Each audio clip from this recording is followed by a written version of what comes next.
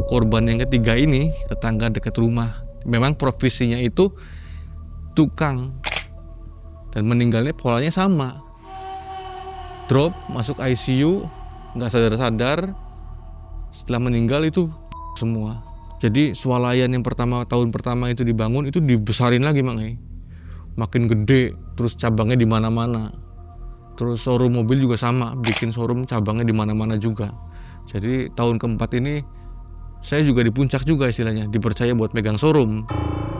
Dikasih tahulah spot-spotnya ini, spot-spot pesugihannya ini.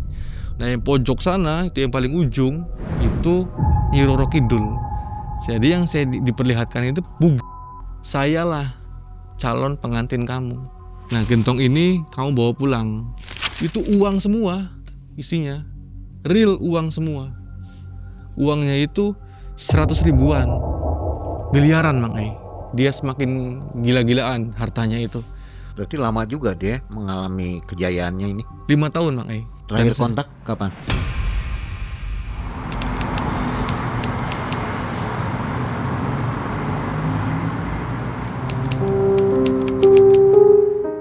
Menyusuri sudut jalan yang penuh dengan kebisingan, tim menjemput Mas Akmal di dekat gerobak gorengan.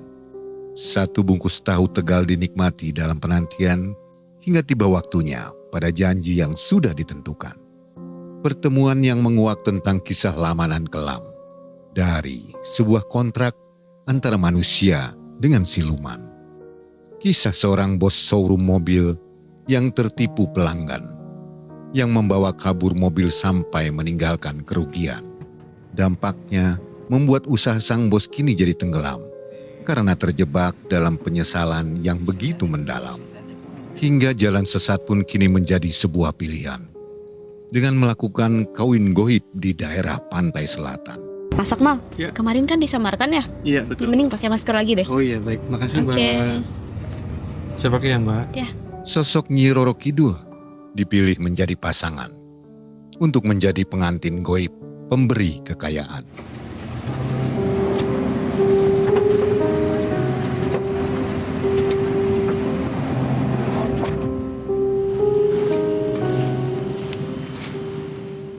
Mas Akmal.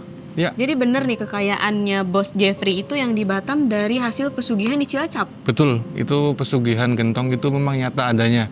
Dan saya merasa takut, akhirnya saya resign dari bos tersebut, pergilah tanpa sepengetahuan bos itu.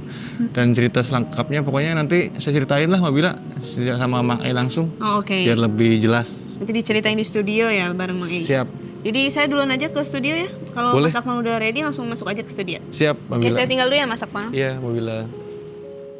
Usahanya kini kembali meningkat secara pesat.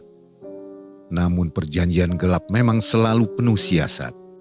Satu persatu korban mulai berjatuhan menjadi tumbal. Dan semua ini disaksikan secara langsung oleh Mas Akmal.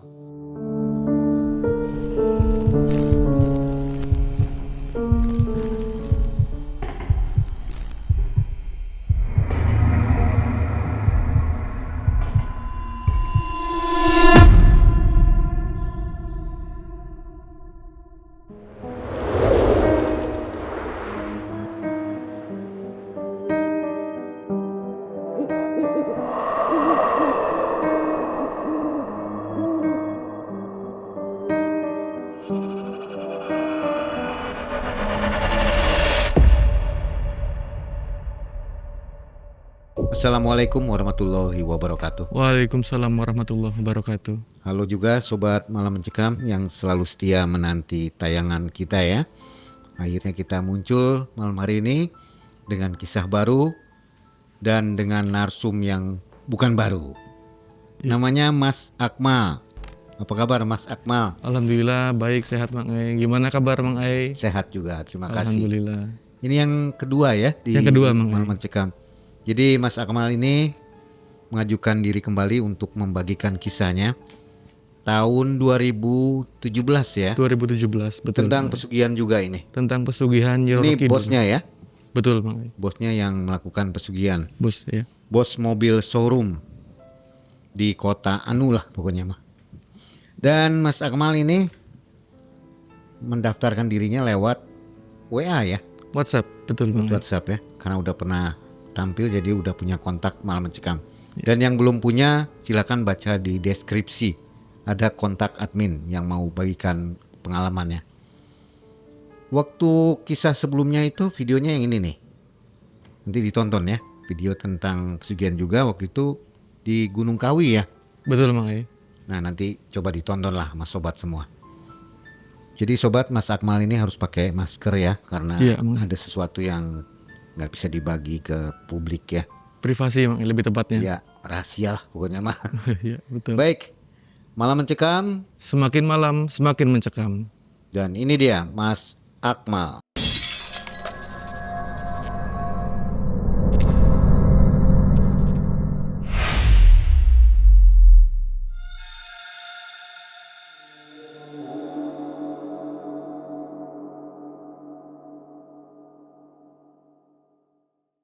Jadi kisah ini tahun 2017 Bang Ai.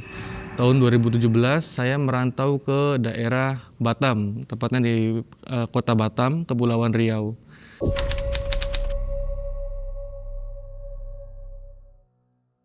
Alhamdulillah dapat pekerjaan di showroom mobil plus rental mobil itu.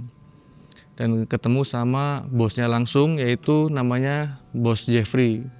Disclaimer Mang Ai, semua orang yang saya ceritakan di sini itu sudah saya samarkan nama-namanya. Jadi usaha beliau itu yang pertama jual beli mobil second, dan kedua rental mobil. Singkat cerita, saya bekerja kurang lebih sekitar 1 tahun lamanya. Itu berjalan dengan lancar. Nah, suatu ketika Bos Jeffrey ini dapat tender dari pengusaha, tepatnya pengusaha tambang yang ada di daerah Riau. Nah, si pengusaha ini minta diadakan atau menyewa rental mobil si Pak Jeffrey, karena Bos Jeffrey ini rentalnya itu bukan mobil yang, mohon maaf ya, yang biasa gitu, tapi kelasnya udah menengah ke atas, mobil-mobil yang elit gitu kan, Yang mahal ya. yang mahal. Disewalah 5 mobil tersebut. Nah, setelah disewa 5 mobil ini, kontraknya itu bukan kontrak per hari, tapi kontraknya langsung 1 tahun. Seneng tuh si Bos Jeffrey nih, dapat sewaan rental yang hitungannya per tahun. Singkatnya sudah taken kontrak, udah MOU segala macam, berjalan seiringnya waktu. Sebulan lancar pembayaran, 2 bulan lancar pembayaran, sampai ke bulan ke-6. Nah, di bulan ke-6 inilah si mobil ini pembayaran nggak masuk, mobil juga nggak balik, nggak ada kabarnya. Akhirnya si Bos Jeffrey menginstruksikan saya, Mal, coba kamu cari ini mobil ada di mana. Akhirnya saya cari dengan rekan kerja saya, namanya Rois. Si Rois ini salah satu orang kepercayaannya Pak Jeffrey juga. Sudah dilengkapi GPS pada waktu itu. Waktu itu sudah, tapi GPS-nya itu terakhir terdeteksi di perusahaan tersebut, setelah itu hilang. Artinya kemungkinan dicopot, dilepas GPS-nya itu dilepas. Saya cari itu keberadaan mobil tersebut, sampai saya ngurus dari tingkat bawah sampai tingkat atas, ternyata belum ketemu. Nah, disitulah mulai si Pak Jeffrey ini, Bos Jeffrey ini mulai merasa down, karena 5 mobilnya itu hilang, nggak ada jejak. Dan kemungkinan besar itu mobil yang direntalkannya itu 5 unit ini sudah lari ke luar pulau. Jadi nyari pun agak sedikit susah. Nilainya nggak kecil, karena yang saya tahu 1 unitnya ini berkisar antara 500 juta. Dikali 5 kan berarti kan 2,5 miliar. Setelah itu Pak Jeffrey ngajak saya ke suatu hotel sama si Rois. Karena saya sama Pak Jeffrey ini udah deket, ya istilahnya bos sama anak buah, tapi ketika di luar kerjaan itu kayak temen. Nah, ke hotel ini ketemu sama teman-temannya. Nah, karena Pak Jeffrey ini memang notabene ini orang kaya, orang berada. Jadi circle-nya dia itu circle orang kaya. Kita makan, kita ngopi-ngopi lah. Nah, si Pak Jeffrey cerita sama teman-temannya ini, begini, saya lagi ada masalah, lagi ada problem. Mobil saya yang direntalkan itu tidak kembali. Saya sudah ngurus-ngurus tapi tetap aja masih terbentur, entah apa saya nggak ngerti katanya. Nah, ada temennya Pak Jeffrey ini namanya Pak Niko. Pak Niko ini nyeletuk omongan ke Pak Jeffrey. Bos, udah bos, nggak usah pusing-pusing. Pesugihan instan aja bos, supaya cepat naik lagi. Padahal itu obrolan-obrolan santai emang nggak dianggap serius. Waktu itu sama kita-kita itu, ternyata si Pak Jeffrey ini nganggep omongan itu serius. Di belakang kita lagi ngobrol ini, Pak Jeffrey sama si Niko ini ngobrol, ternyata ngobrol panjang lebar. Saya nggak ngerti ya, saya juga nggak tahu apa yang diobrolkan sama Pak Jeffrey dengan Niko ini di belakang itu.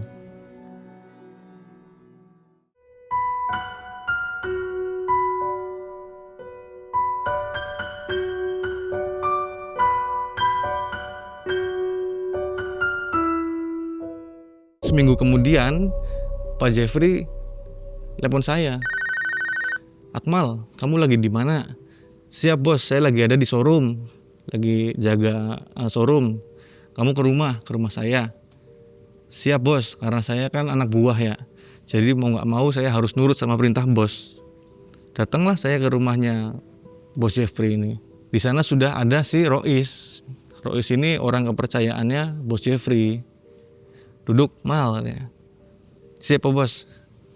Gini, saya mau ngobrol sama kamu. Kamu ini kan orang Jawa. Kamu tahu nggak tempat ini? Tepatnya di daerah Jawa Tengah. Di daerah Cilacap. Ini Cilacapnya daerah mana nih Mas? Di pantai. Ya. Waktu itu tim MM juga sempat ke Cilacap tapi nggak nyampe ke situ tuh. Belum iya. tahu juga ya. Iya.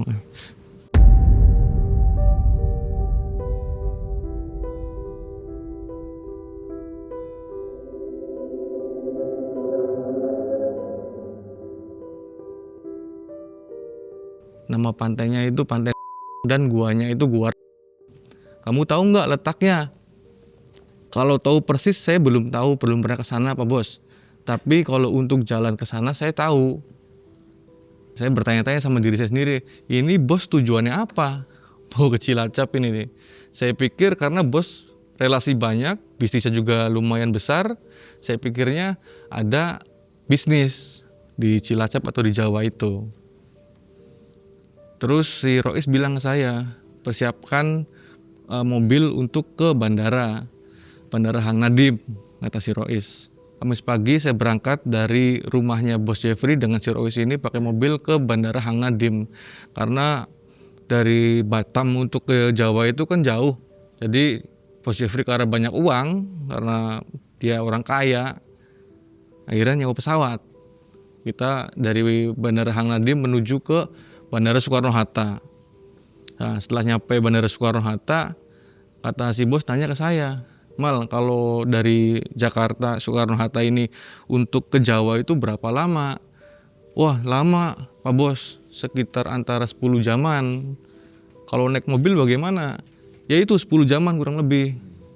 Motong waktu sekiranya cepet, naik apa? Naik pesawat lagi bisa nggak ke sana? Nggak bisa Pak Bos. Jadi akhirnya kita memutuskan untuk naik kereta. Naik kereta turun di stasiun, lalu disitulah baru kita nyarter mobil. Saya juga di situ karena saya baru tahu lokasinya, makanya saya nanya-nanya dulu tuh daerah itu pantai di mana dan gua itu di mana. Saya tanya-tanya dulu. Akhirnya dapat petunjuk dari penduduk, kita ke sana naik mobil sampailah di bibir pantai. Mobil itu nggak bisa masuk, jadi naruh mobil itu di tempatnya warga, tepatnya di warung lah. Akhirnya kita nitipin di warung mobil itu. Nah kata si orang warung, Pak kalau mau nyebrang ke gua sama gua itu harus naik perahu kecil atau enggak, kalau lagi pasang bisa jalan kaki tapi lewatin ini jalan kayak jembatan kecil gitu. Dengan petunjuk beliau saya nyebrang pakai perahu kecil. Sampailah kita ke gua. Nah di gua itu sepi, gak ada orang. Nah, kita bingung tuh mau ngapain nih. Saya juga baru pertama kali ke situ, dan nggak tahu harus kemana, nyari-nyari petunjuk ke siapa. Akhirnya saya masuk ke lebih dalam lagi, ada rumah. Nah rumah ini ternyata rumahnya Pak Kuncen. Saya nanya ke Pak Kuncen, permisi, Assalamualaikum Pak. Waalaikumsalam, kata Pak Kuncen. Dari mana? Gini Pak, saya dari luar pulau, mau kesini nganterin bos saya. Tujuannya apa? Bapak silakan bicara sendiri sama bos saya. Akhirnya saya sambungin tuh si Pak Kuncen sama bos Jeffrey ini. Bos Jeffrey ngomong terus terang ke Pak Kuncen ini. Begini Pak Kuncen, saya dapat informasi dari teman saya bahwa di sini itu bisa untuk memulihkan usaha saya yang lagi bangkrut. Terus kata si Pak Kuncen, ada 2 pilihan. Yang pertama yaitu penglarisan, yang kedua pesugihan. Bos Jeffrey tanya, kalau penglarisan bagaimana Pak Kuncen? Kalau penglarisan ini jatuhnya ini situ punya usaha tapi tahapannya itu bertahap, nggak langsung kaya, tapi continue. Usahanya semakin berkembang tapi bertahap, tahapnya lama. Nah tapi kalau pesugihan itu instan. Kalau memang situ ada jodoh, ibaratnya ada bisa berhasil melakukan ritual, langsung instan kayanya itu. Nah karena Pak Jeffrey punya obsesi yang lebih, saya lihat itu Pak Jeffrey ini punya obsesi lebih makanya untuk pengen kaya itu. Padahal dia basicnya sudah kaya, tapi saya nggak ngerti ini Pak Jeffrey ini punya obsesi lebih, pengen nambah kaya lagi. Ini dalam hati saya emang ya, ini orang tamak banget. Sudah kaya tapi pengen kaya, hanya 5 mobil hilang aja tapi dia mau terjerumus ke dunia pesugihan seperti ini. Awalnya ya saya ngerasa dibohongin, karena dari Batam ke Jawa ini saya pikir mau bisnis, ternyata dia mau ngelakuin pesugihan. Sebelumnya dia nggak ngomong, cuman dia ngomongnya itu antarkan saya ke daerah Jawa, tepatnya di Cilacap, Pantai. Setelah itu Pak Kuncen bilang ke saya, ada maharnya untuk melakukan ritual ini. Nah kembali lagi, yang mau Anda ambil ini apa? Penglarisan ataukah pesugihan? Bos Jeffrey mintanya pesugihan, makanya. Gila nih. Ini bos sudah mulai nggak waras nih pikirannya nih. Digelapkan dengan harta ini nih. Sudah ngobrol panjang, si Pak Kuncen mengarahkan masuk ke dalam gua. Guanya itu gede makanya.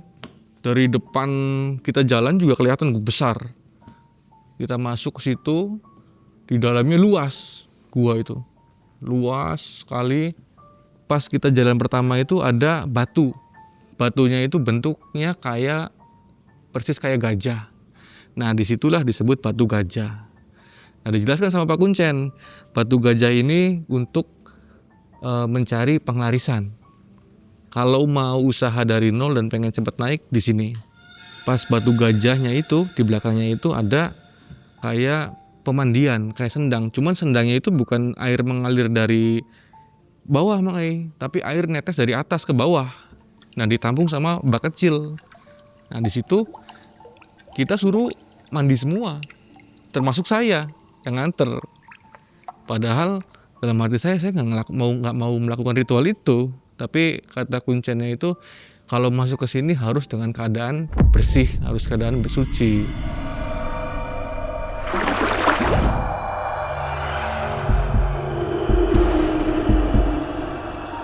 Si Pak Kuncen ngasih tahu, ngejelasin ke bos saya ini, malah ngasih wejangan mangai.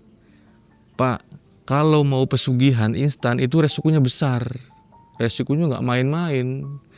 Bapak ini jangan main-main dengan hal seperti ini. Padahal itu udah dikasih tahu tuh Mang Ei bahwa pesugihan itu banyak resikonya. Tapi memang Bos Jeffrey ini Saya pikir udah gelap mata.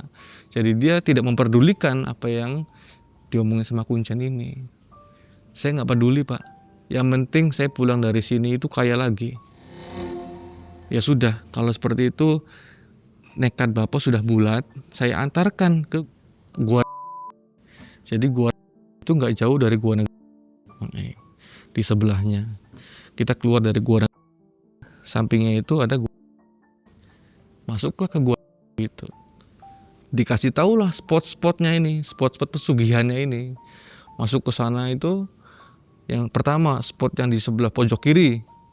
Nah, Pak Kuncen jelasin, ini pesugihan tuyul. Terus yang di tengah situ, yang di tengah-tengah itu jenis pesugihannya genderuwo. Nah, kata si Pak Kuncennya. Yang sebelah kiri sini kawin dengan jin. Nah, yang pojok sana itu yang paling ujung, yang paling dasar, yang paling mentok itu Nyi Roro Kidul. Itu yang paling cepat, tapi kamu harus kuat. Tanpa pikir panjang tuh Mang, si bos saya nih. Udah, saya mau di sana. Saya mau yang itu, yang Nyi Roro Kidul. Karena saya pikir itu yang paling cepat. Kuncen jelasin lagi. Itu yang paling cepat, tapi itu yang paling besar resikonya. Kamu siap kan nanggungnya? Kata Pak Kuncen. Saya siap, apapun yang terjadi saya siap. Tapi kamu syaratnya setelah melakukan pesugihan itu kamu gak bisa putus kontraknya itu. Saya gak peduli dengan kontrak apapun, yang penting saya dari sini pulang kaya aja. Ya sudah, kata Kuncennya, ya sudah. Kalau memang tekad kamu sudah bulat, sekarang begini. Setiap ritual itu memang harus ada maharnya. Dan maharnya itu berupa uang. Uangnya itu jadi waktu pas itu dimintain uang 2,2 juta. Untuk ritual di gua itu. Nah 2,2 juta ini untuk pembelian ubur rampe. Dan segala macamnya. Tapi ritualnya itu nggak sekarang. Jadi ritualnya itu minggu depan. Karena jatuhnya untuk mencari petonnya Pak Jeffrey. Petonnya Pak Jeffrey ini Minggu Pon. Jadi ritualnya itu harus dimulai di Minggu Pon. 1 minggu kita nunggu.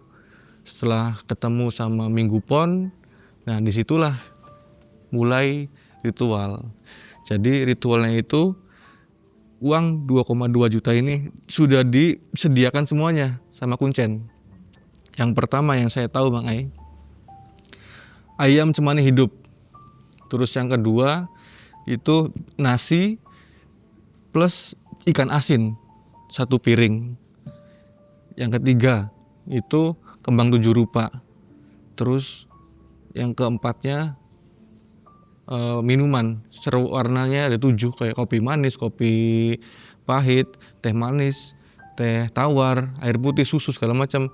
Nah terus ini kelapa dugan. Kelapa dugannya itu warna kuning. Nah setelah itu pastinya ada dupa ya. Nah setelah terkumpul semua sesajen, itu Pak Jeffrey suruh masuk ke tempat ritualnya tersebut. Masuk itu sekitar antara jam 9 malam lah. 9 malam itu gelap Mang. Kondisinya gelap gulita. Nggak kelihatan apa-apa, hanya senter aja. Kalau misalkan kita matikan senternya udah sama sekali nggak kelihatan itu. Cuman karena Pak Jeffrey sudah bulat, ya dia siap. Nyampelah ke spot paling ujung itu, tempat Nyi Roro Kidul. Sudah disiapkan semua sajennya segala macam. Nah yang uniknya Mang ayam ini nggak disembelih Mang tapi ayam ini memang disediakan di situ. Si Pak Kuncen ngasih kertas ke Pak Jeffrey. Kata Pak Kuncen, ini kamu baca sebelum saya keluar dari sini, karena di sini tidak ada penerangan. Kamu harus hafal mantra ini. Saya lupa mantranya apa itu, karena saya nggak baca, tapi saya tahu Pak Kuncen ini ngasih selebaran kertas. Itu yang harus dibaca sampai pagi. Ritualnya ini Mang 3 hari 3 malam. Dia harus puasa tanpa minum, tanpa makan, tanpa tidur. Ritualnya itu di dalam gua tersebut. Dan setiap harinya si sesajen ini harus diganti. Ganti yang baru, sajen yang lamanya ini dilarung ke laut. Itu yang nyiapkan siapa? Kuncennya langsung Kalau posisi Mas Akmal ada di mana? di luar gua. Jadi nggak boleh ikut ke dalam ya? Nggak boleh makanya. Hanya untuk menjemputnya saja boleh.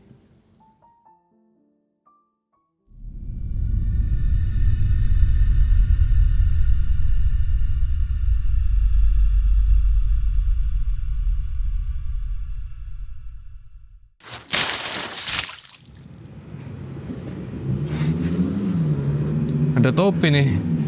Keren nih kalau saya pakai topi nih. Wih, mantep, pas lagi.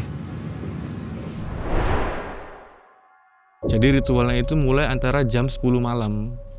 Jam 10 malam saya antar tuh si bos saya ini sama si Rois ini. Diantar, kita balik lagi jam 10 malam dia dimulai ritualnya. Jam 10 kita tinggal. Nah, setengah 5 pagi itu Pak Kuncen datang ke saya karena saya berada di luar sama si Rois ini. Kata si Pak Kuncen, ayo kita jemput Pak Jeffrey. Akhirnya kita jemput tuh Pak Jeffrey ini. Pas kita jemput Pak Jeffrey, dia posisinya lagi bertapa makanya. Ditegur sama Kuncen. Pak, sudah selesai ritualnya. Silakan keluar. Nah, keluar dulu. Kita jalan keluar sama bos saya. Nah, kalau saya itu bisa keluar gua, tapi kalau bos saya itu nggak boleh keluar gua makanya. Jadi hanya di dalam sekitaran gua tersebut. Setelah itu Pak Kuncen nyuruh saya sama si Rois, coba kamu cek sajennya masih ada nggak. Nah, saya cek lagi ke dalam sana, itu sajennya masih ada. Ambil sajennya katanya. Setelah diambil sama saya tanya ke Pak Kuncennya, ini sajennya mau diapain nih Pak Kuncen? Sini saya terima sajennya. Ini harus dilarung ke laut. Yang larung ke laut ini Pak Kuncen dibuang ke laut itu. Selang berapa lama Pak Kuncennya tersebut datang lagi bawa sajen yang baru lagi, yang seger lagi. Jadi sajen yang lama di malam ritual pertama itu diganti sama sajen yang baru. Nah, setelah singkat cerita, malam kedua tiba. Di malam kedua ini kita tinggal lagi. Paginya setengah 5 pagi biasa. Saya, Rois sama Pak Kuncen jemput. Pas paginya itu ayam cemani yang tadinya hidup, Mang mati. Ayam cemaninya itu mati. Dan kondisi matinya itu aneh. Bukan dipotong tapi lehernya gepeng. Saya heran kok ayam kok mati. Waktu pas malam ritual yang pertama masih hidup, tapi malam yang kedua tiba-tiba kok ayam mati. Akhirnya saya tanya tuh ke Pak Bos saya, Pak Bos, kok ayam bisa mati kayak gini? Bagaimana ceritanya, Pak Bos? Nah, Pak Bos cerita ke saya, ke Pak Kuncen sama Rois. Jadi begini, malam yang kedua ini si Pak Bos ini, Pak Jeffrey ini didatengin perempuan. Ada suara perempuan lah. Dia tuh bilang kayak gini ke saya. Persembahan kamu saya terima. Udah itu aja ngomongnya. Hanya itu. Tapi tidak berwujud. Ya mungkin kalau memang ada sedikit cahaya itu pasti kelihatan.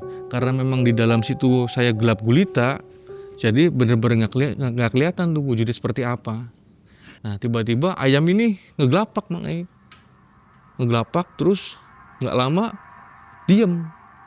Pas saya cek kok ayam gak ada gerak-geraknya. Ayam ini meninggal. Itu di malam yang kedua.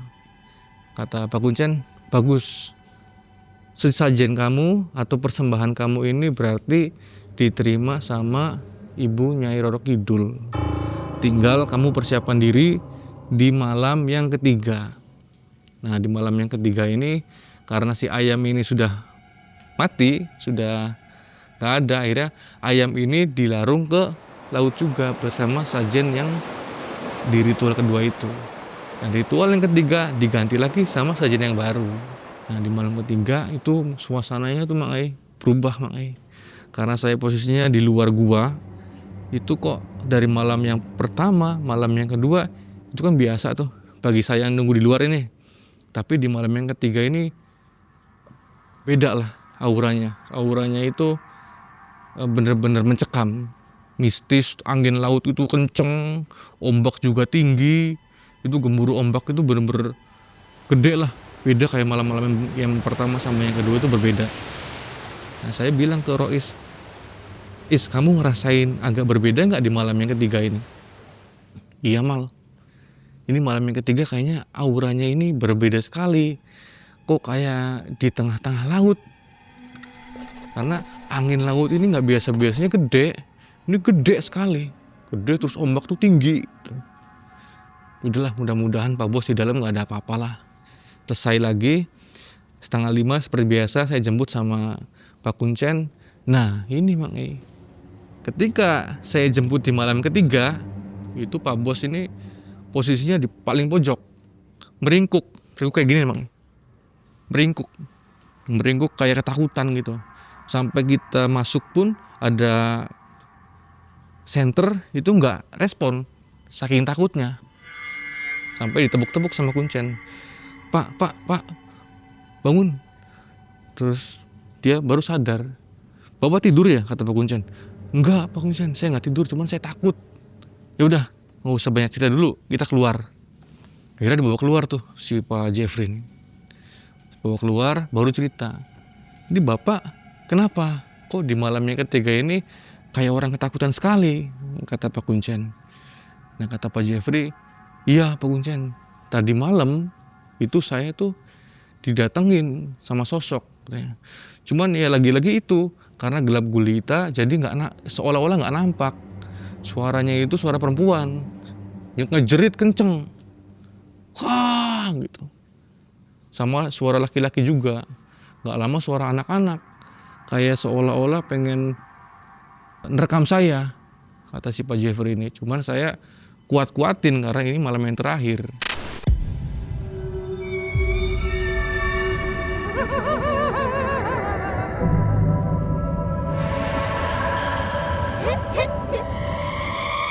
Ya sudah, kamu sudah menyelesaikan ritual tiga malam ritual di sini. Sekarang kamu waktunya buka puasa.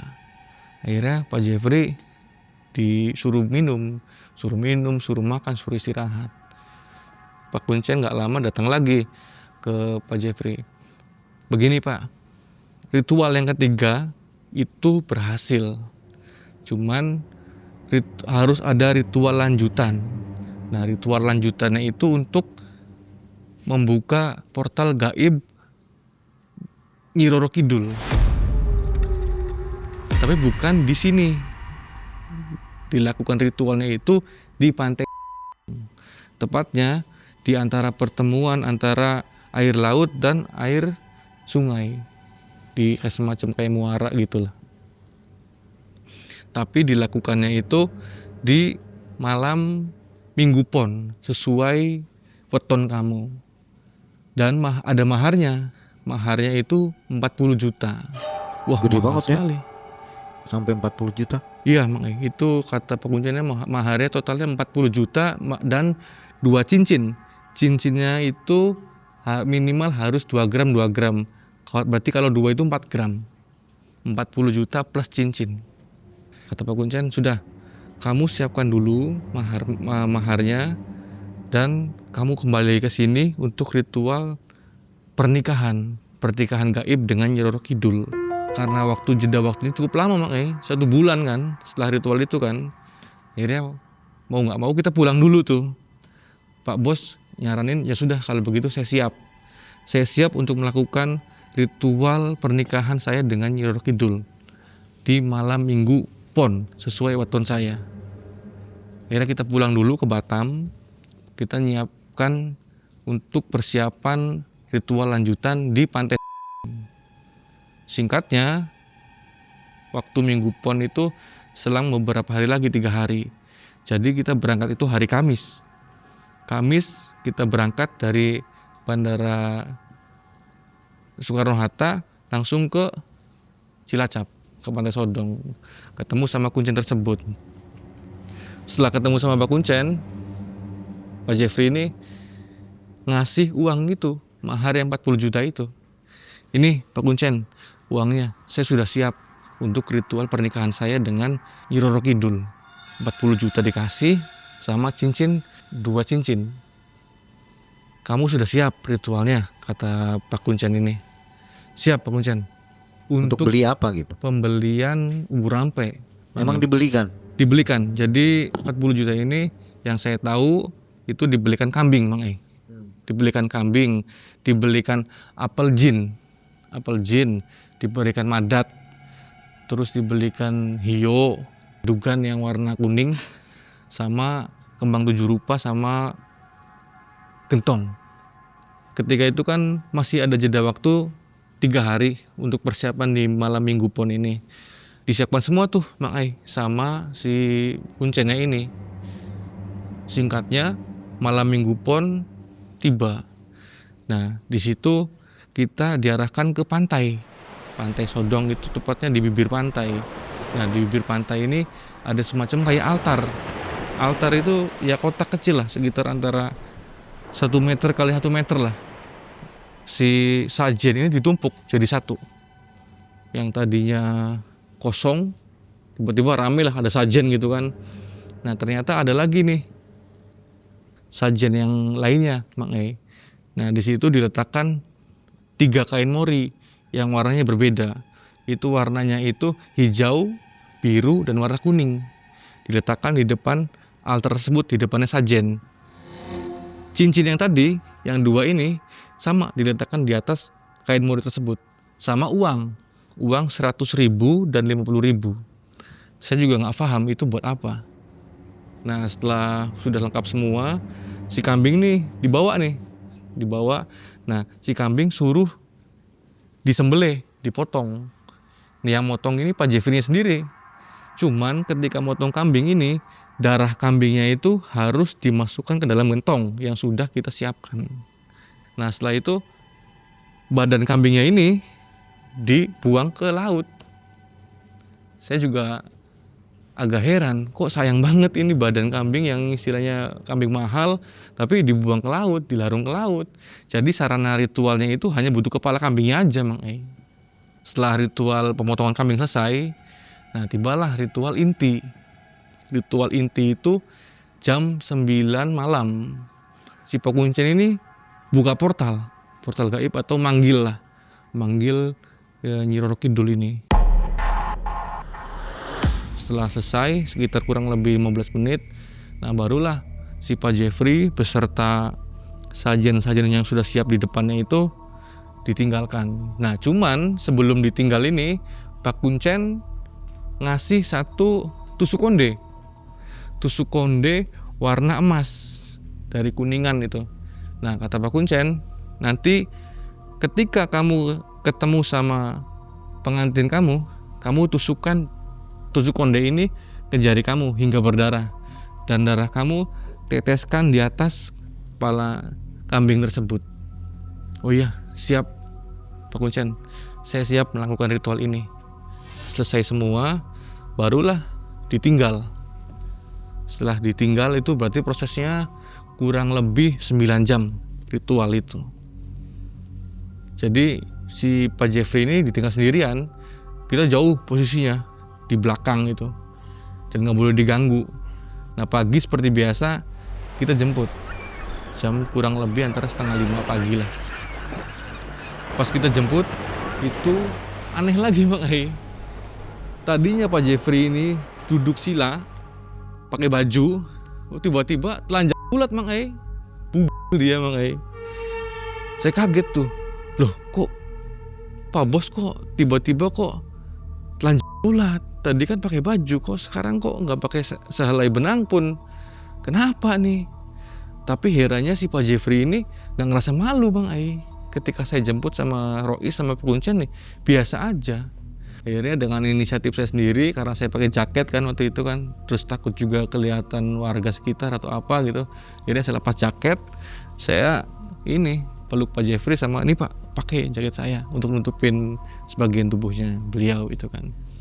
Dibawa tuh Pak Jeffrey ke penginapan yang sudah kita sewa sama Pak Kuncen itu. Jadi nggak jauh dari Pantai Sodong.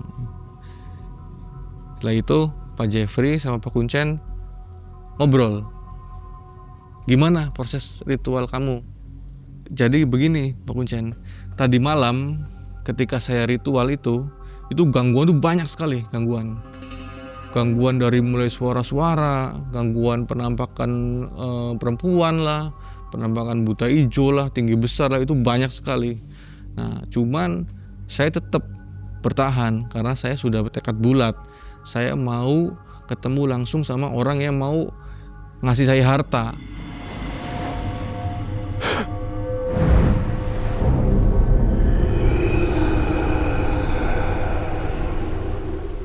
Karena saya nggak pakai jam, keadaan gelap, nggak pakai HP juga, entah jam berapa itu, saya ditemuin perempuan, sosok perempuan.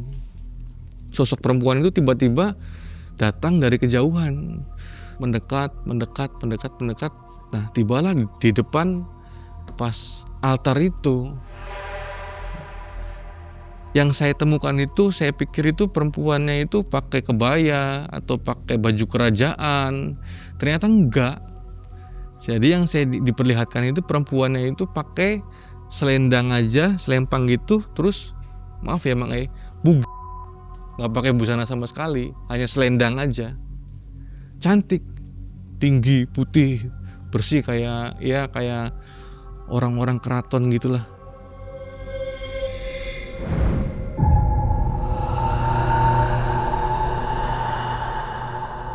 Nah di situ dia ngomong ke sayalah calon pengantin kamu, dan saya terima cincin ini serta sesajen kamu ini saya terima. Nah gentong ini kamu bawa pulang. Setelah kamu bawa pulang, kamu juga harus menyiapkan kamar khusus untuk saya dan kamu. Kamar khusus ini nggak boleh dimasukin sama siapapun orangnya, terkecuali kamu. Dan saya minta kamar khusus itu warnanya hijau semua. Nah, terus Pak Bos ini mengiyakan apa yang diminta makhluk tersebut.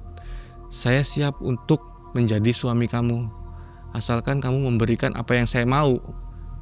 Nah setelah ngomong kayak gitu, si makhluk tersebut itu ngambil cincin dan ngambil uang yang warna merah itu, yang 100 ribuan itu. Jadi ngambilnya itu nggak ngambil langsung di tangan, tapi tiba-tiba hilang aja. Terus cincinnya itu tinggal satu tuh dipakailah sama Pak Jeffrey. Nah jadi artinya kedua cincin tersebut itu adalah pengikat antara Pak Jeffrey atau pelaku dengan Nyi Roro Kidul tersebut. Setelah cerita semua ke kita, paginya sekitar antara jam 6:30 itu kan, kita cek lagi di altar tersebut, tempat ritual tersebut. Nah, gentong kita bawa, sajen-sajen yang tersisa ini dilarung semua ke laut. Istilahnya tidak meninggalkan jejak lah. Kalaupun ada masyarakat yang lihat itu udah nggak ada ketika pagi itu. Dan saya tanya lagi nih, karena penasaran nih ke bos nih. Pak Bos kok tiba-tiba kok mohon maaf telanjang bulat kayak gini, kenapa Pak Bos? Jadi begini, ketika saya ketemu makhluk tersebut, itu si makhluk ini minta saya melepaskan semua pakaian saya tanpa sehelai benang pun, dan saya disuruh duduk bersila di situ. Setelah itu ya itu si makhluk tersebut ngobrol sama saya. Tapi herannya Pak Bos, bajunya kok nggak ada? Harusnya kan dilepas baju itu kan ada di samping atau di mana gitu kan. Kok ini nggak ada sama sekali Pak Bos? Iya, bajunya itu saya buang ke laut. Karena permintaan si makhluk tersebut itu harus dilarung ke laut juga dengan baju-baju sayanya itu. Artinya itu kembali lagi sebagai pengikat. Sudah selesai ritual di pantai. Akhirnya kita pulang dengan membawa gentong. Kita permisi sama Pak Kuncen. Kata Pak Kuncen, apa yang makhluk tersebut mau kamu harus turutin, dan ikatan perjanjian ini harus kamu jalankan selama seumur hidup kamu. Jadi tidak bisa diputus, harus dijalankan. Itu konsekuensi yang sangat berat.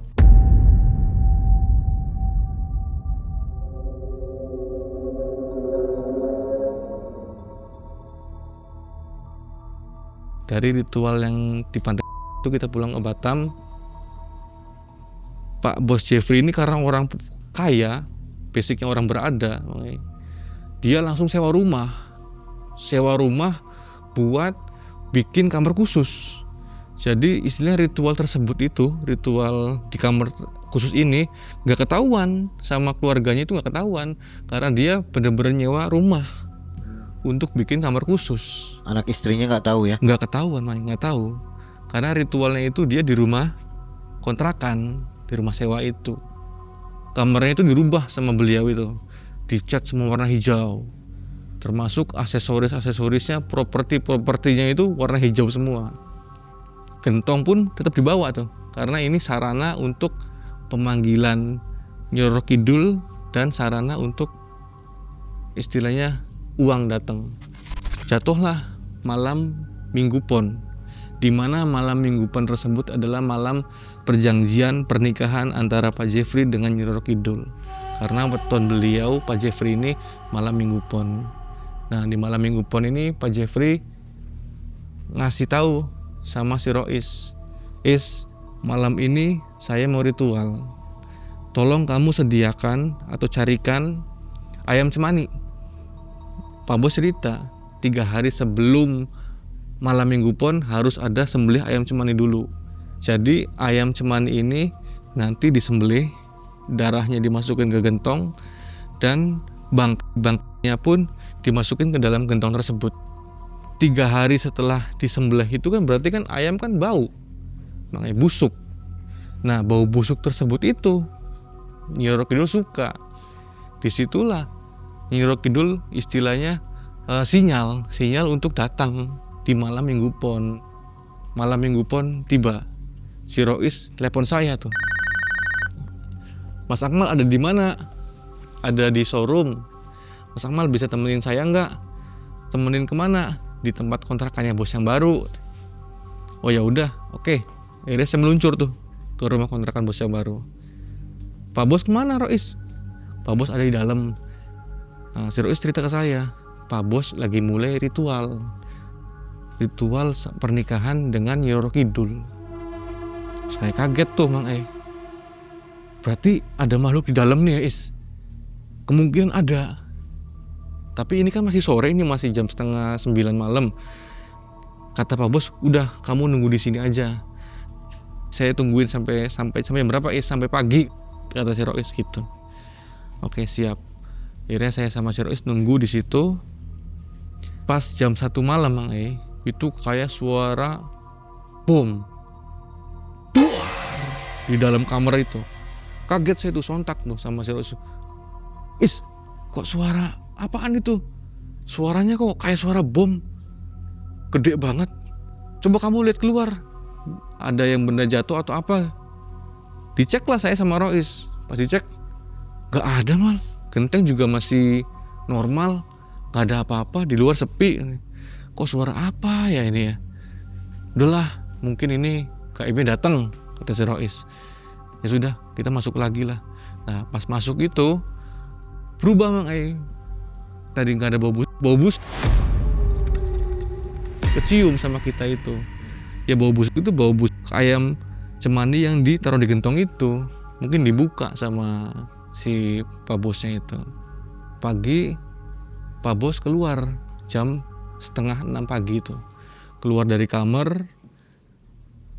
kamar itu nggak pakai baju, Mang Ai. Pugi lagi.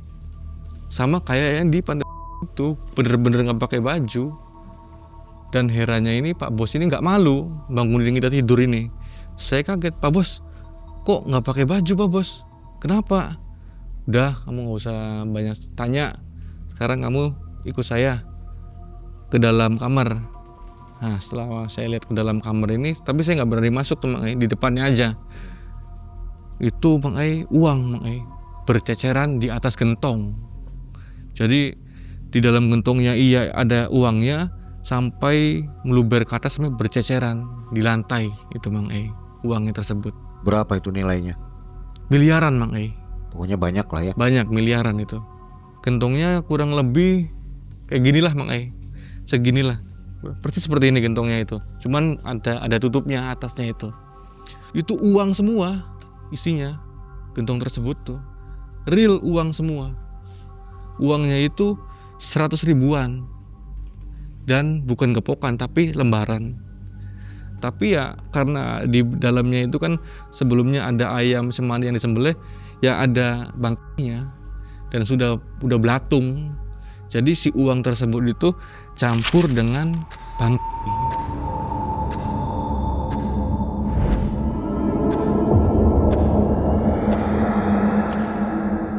Pak Bos seneng kan, dia berhasil seneng. Akhirnya setelah dapat uang banyak, Pak Bos ini beli lahan kosong yang pinggir jalan itu gede luas, dibeli sama Pak Bos langsung itu. Dibuatlah swalayan yang megah mewah. Itu kurang lebih sekelang antara 6 bulan. 6 bulan ini Pak Bos ini dari hasil ritual tersebut itu langsung beli swalayan gede di pinggir jalan di kota Batam. Itu nilainya udah fantastis, udah miliaran itu. Dan usaha Pak Bos ini semakin maju. Jadi ritualnya itu setiap malam Minggu Pon. Berarti sebulan sekali ya? Sebulan sekali. Nah, setiap ritual itu yang dihasilkan atau yang dikasih ini bukan emas, tapi uang. Dan uangnya itu sesuai ritual yang yaitu uang yang warna merah ini, yang 100 ribuan hilang ini, yaitu yang diterima. Dan hasilnya pun sebulan sekali, Dan jadi pesugihannya bukan kelas ecek-ecek lah, kelas gedean ini lah, kelas miliaran itu kan.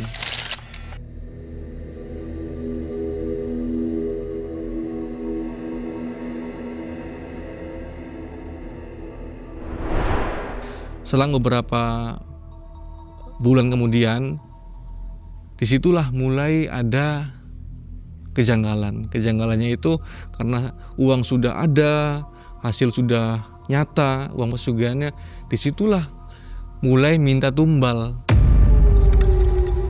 Dan tumbal yang pertama diminta itu adalah anaknya Pak Jeffrey yang anak pertama, usia antara 20 tahunan.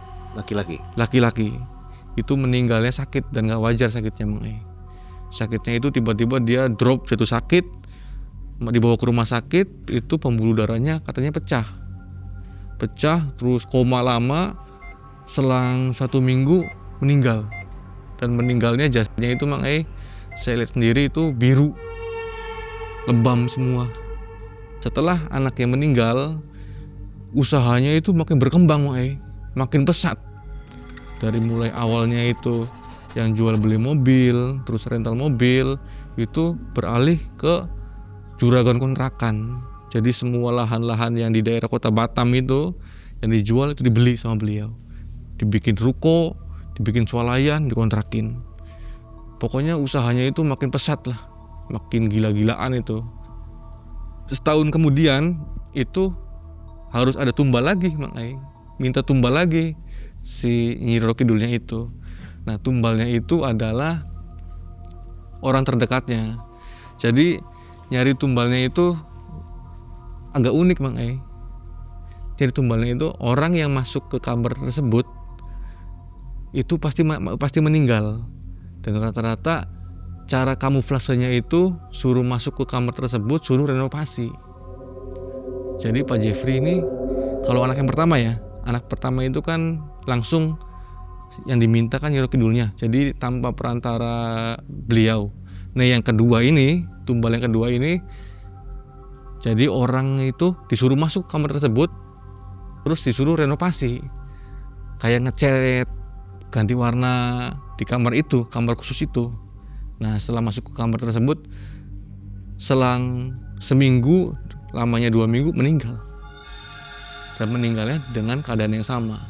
Jadi itu tukang ya? Tukang, rata-rata tukang yang renovasi rumah yang meninggalnya itu. Tapi si tukangnya ini nggak curiga kalau ruangan itu aneh gitu? Enggak. Jadi setelah masuk berapa hari kemudian meninggal? Paling lama 2 minggu. Cara meninggalnya seperti apa? Sakit, sakit, terus ya itu koma berhari-hari, masuk rumah sakit. Setelah itu meninggal dan kondisi badannya itu biru semua. Biru kayak orang dipukulin lah. Itu korban yang kedua.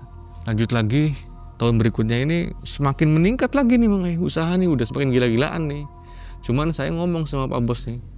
Pak Bos, terus terang saya ini kan tahu semua tentang apa yang Pak Bos lakukan di Jawa. Mohon untuk jangan melibatkan saya dan Rois dalam hal apapun. Artinya Pak Bos silakan menikmati harta tersebut. Jangan melibatkan saya. Saya nggak mau makan uang tersebut, saya nggak mau. Jadi Pak Bos bilang ke saya gini, ya sudah kalau kamu nggak mau saya kasih uang dari uang pesugihan ini, kamu kan saya tugaskan untuk jual mobil. Artinya marketing. Profit atau keuntungan penjualan mobil itu silakan kamu ambil semuanya. Saya nggak minta. Saya hanya minta modal saya saja. Setelah itu kamu kembangkan lagi. Dan disitulah enaknya bos saya itu. Jadi nggak melibatkan saya Mang Ai dan nggak melibatkan si Rois tersebut. Jadi selama saya kerja di sana itu selama berjalan ya, saya nggak dikasih uang dari hasil pesugihan tersebut. Hanya kita dikasih profit lebih aja dari penjualan mobil itu.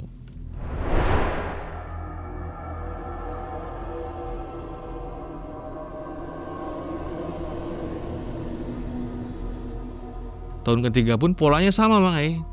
Jadi seolah-olah itu dia butuh tukang untuk renovasi ruangan tersebut.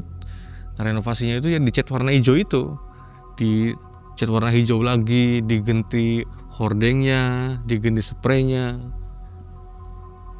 Selang beberapa minggu kemudian meninggal lagi Mang Ai.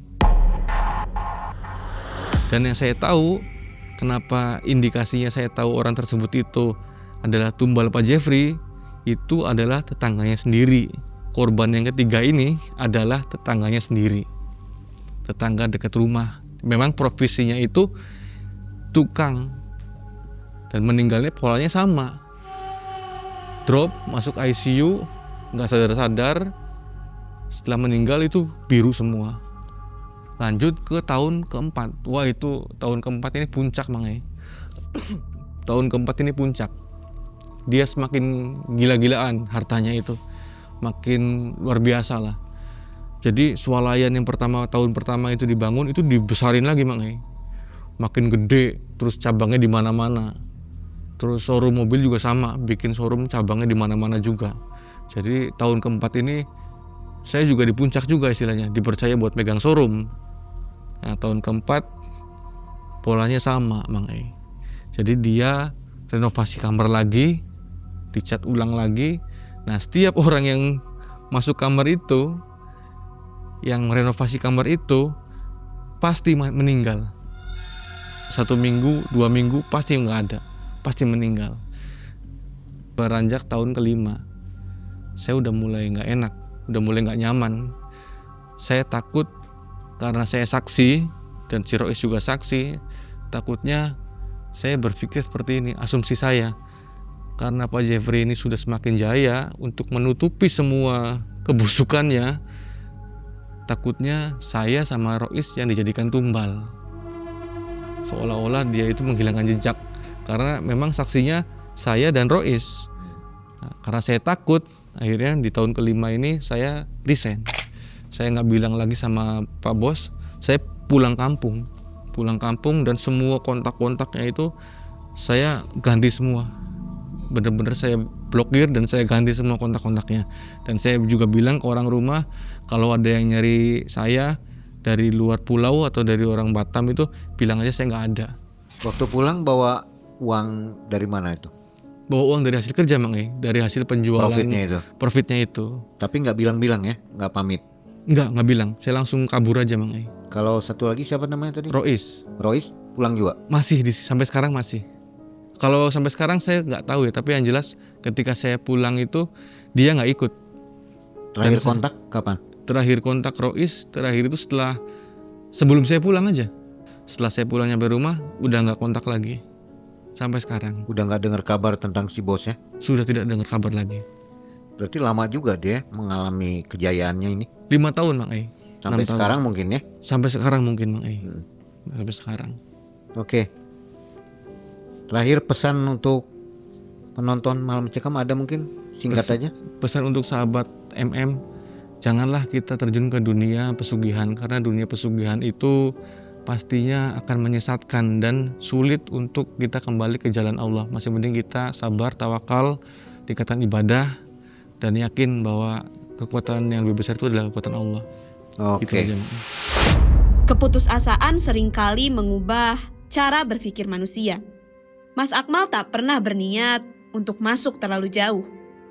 Namun ia melihat sendiri bagaimana keputusasaan itu mengubah hidup seseorang. Bos Jeffrey memilih jalan instan. Ritual itu memang berhasil dilakukan dan bisa membuka pintu kekayaan dengan mudahnya. Namun, ada bayangan yang ikut tinggal di sana. Satu persatu korban berjatuhan. Dan saat semuanya mulai jelas, Mas Akmal memilih untuk pergi.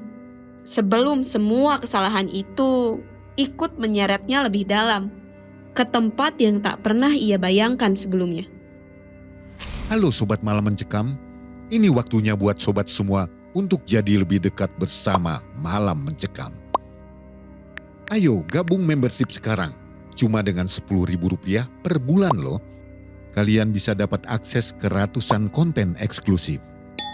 Mulai dari pembuktian ilmu goib, perjalanan dan penelusuran tim Malam Mencekam, sampai momen lebih dekat bersama para narasumber. Dan gak cuma itu, member juga bisa nonton video terbaru lebih awal. Plus dapat emoji dan badge eksklusif khusus member, biar identitas kalian makin mencekam. Klik tombol gabung sekarang dan jadilah bagian dari keluarga besar member Malam Mencekam.